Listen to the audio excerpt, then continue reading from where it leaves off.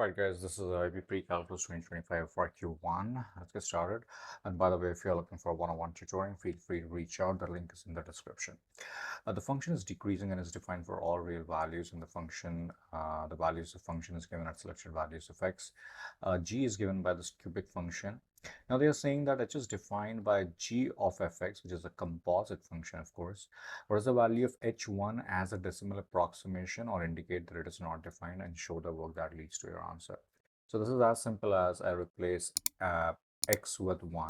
So since h of x is already given as g of f of x, I'm going to say that h of 1 is going to be equal to g of f of 1.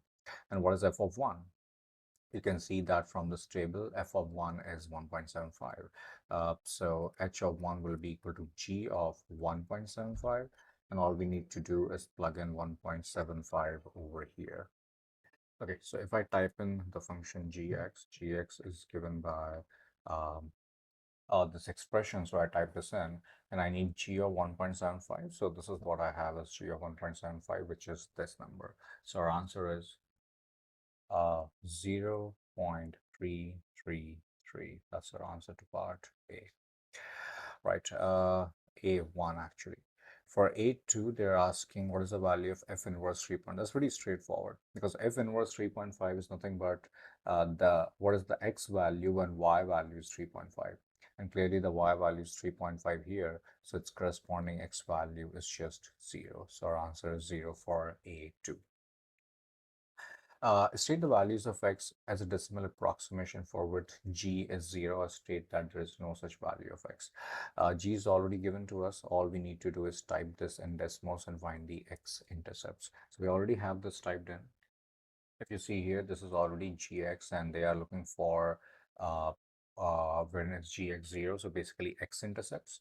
So we have 1 and 2 and 3 x-intercepts here. So these are our answers.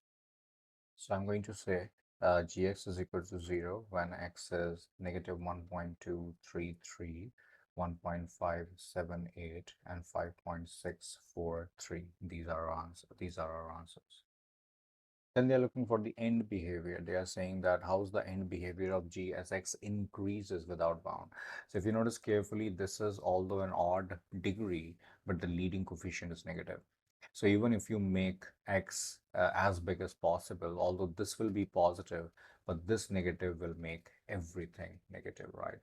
So it means that in the limit notation, I'm going to say that this is b1, by the way. So b2 will be limit as x approaches infinity for gx.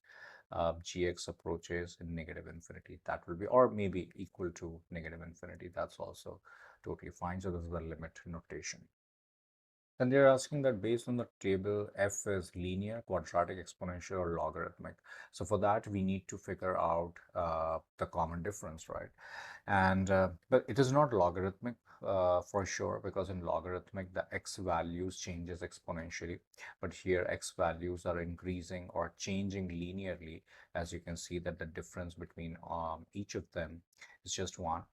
Now, if you look at y values, actually, it is going down by 2, by a factor of 2. For example, 14 divided by 2 is 7. 7 divided by 2, 3.5. 3.5 divided by 2. Feel free to use calculator. 1.7 divided by 2, you will get this number. So it is decreasing by the same factor.